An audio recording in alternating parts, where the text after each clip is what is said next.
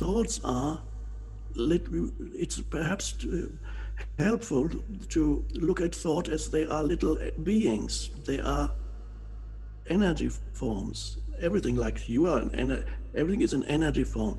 And thoughts that arise are energy forms. Imagine them as little entities. You can't see them. They have a relationship with your physical brain, but you can't see thought. They're little entities that arise, and there they come. And one entity can act like a virus acts on a physical level, which can invade the body and take over the body and live there as a parasite, can even kill the body. You can also have a mental virus that enters your mind and then begins to proliferate and create thoughts that are in alignment with those, with one central thought, which may be a total delusion, but you have one central thought attracts other related thoughts, and you have suddenly grows this, you have a viral infection on a mental level. Now, this can happen to individuals in one case, and when it reaches a certain point, this infection of a mental virus can be recognized as clearly insanity when it's, but until it reaches this point in an individual, we may not even recognize it as a mental illness, a complete mental dysfunction. Then it reaches a certain point, and you can suddenly, when you listen to this person saying, let's, for example, in the case of paranoia, then everything is interpreted as enemies are everywhere, they're following me, they're listening to me, they're listening devices, and they're going into my mind, and the entire world is conspiring to destroy me and follow. All these, it starts with one thought, and then, so your mind gets totally infected by thought. This can happen to an individual.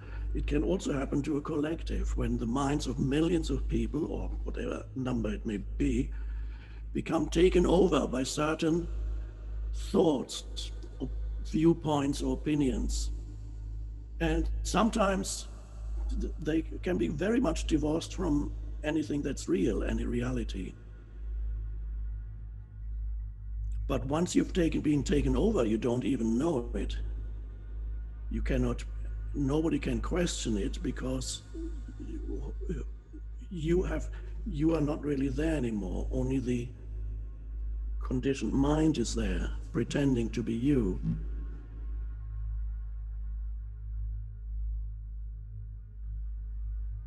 So I don't talk about things that I perceive in this contemporary world as collective delusions.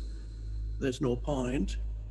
The most important thing is to bring about the discovery of the dimension of awareness in humans. And then that is how they become immune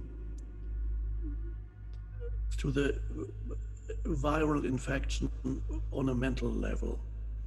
So the only way you can become immune to being infected by all kinds of strange thoughts that come at you in these days through the devices that you have, the media, mainstream media, social media, and all these kinds of things, or you're being flooded with thought forms continuously. If you're not careful, I highly suggest you reduce the amount of time you spend there and look at a plant instead, or at the sky.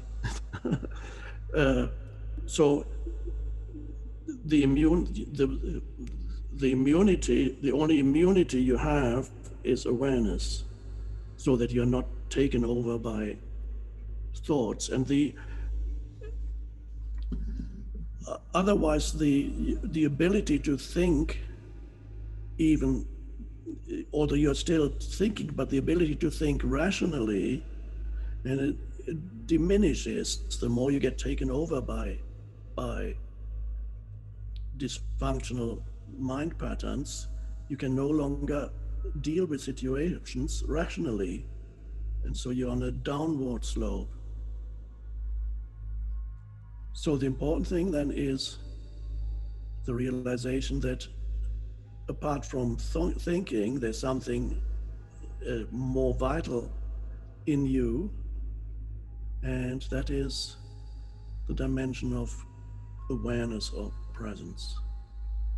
From that dimension, you can know what your mind is doing, and the likelihood that you get taken over by certain thoughts decreases the more aware you become. You still have thoughts, of course. You still have opinions, which are thoughts. You still have viewpoints, political viewpoints, whatever viewpoints, you still have viewpoints. But they do not give you your sense of identity anymore. They are viewpoints.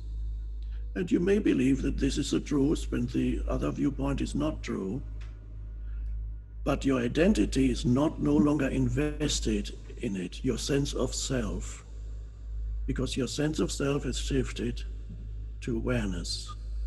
You are consciousness. And then you know the other human who holds a different viewpoint is no longer your enemy, because your identity is not derived from your viewpoint, your opinion, your thoughts. If your thoughts give you your identity, then others who hold opposite thoughts or very different thoughts become your enemy. It's mad, but that's how it is. It's the basic human dysfunction which operates on a personal level and on a collective level.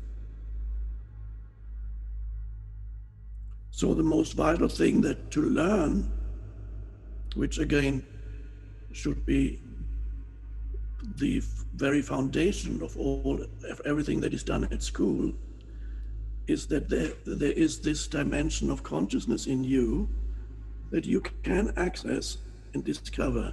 You can access it by becoming alert and observing your thoughts. Becoming aware of frequent thoughts that frequently go through your mind, but most importantly, becoming aware of yourself as conscious presence rather than as a mind-made entity. So, very often the practice to be engaged in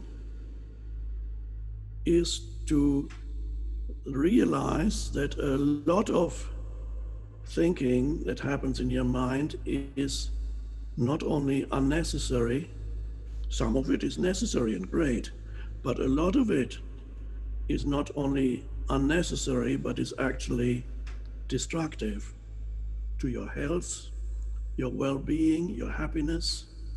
A lot of thought is destructive of happiness, of well-being, of your ability to feel alive, your ability to feel joy, your ability to be creative.